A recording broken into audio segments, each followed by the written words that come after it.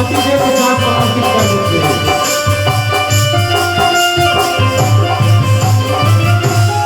हो कभी आई मोरिया की तारा, हो कब मोला पार लगा